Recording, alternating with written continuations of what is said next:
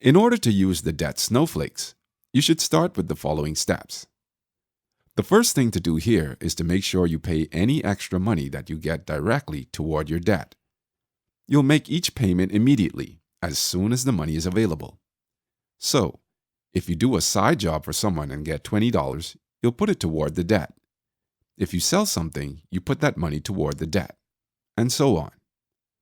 You can use the excess money that you get from budget items too. If you didn't spend all of your grocery allowances, put that money toward your debt. If you came in under budget on the back-to-school shopping, put that toward the debt. 1. Track your spending habits. Have you ever kept a spending log? If you haven't, then you absolutely need to check it out. If you track everything you spend, you're going to find out a lot about what you're spending, and that's extremely important. You can do this manually, or you can use a debit card and check the statement for all your spending.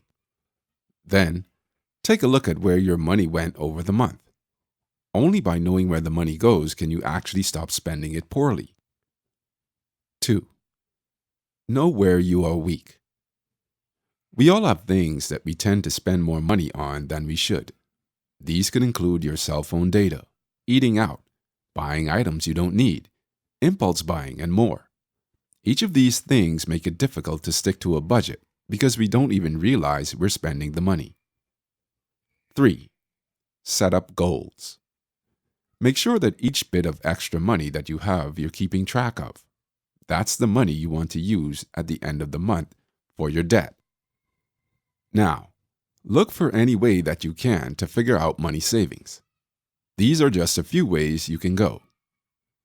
Use coupons from coupon websites, apps, or even the store websites and apps so you can save even a few cents at a time. Get rid of subscriptions that you don't use, from magazines and music to TV and gym memberships.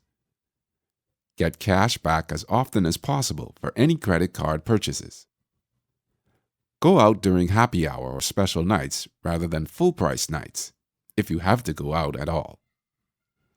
Look for free activities in and around your community. You can find classes, programs, fun activities, and a whole lot more. Get money back for your purchases through online resources. Don't buy convenience items. Get a side hustle to earn a little extra money. That's it for now. On our website, you can find more posts, as well as calculators and other financial tools. Consider to start using the debt snowflake. We would love to know your thoughts, so feel free to share them with us in the comments below.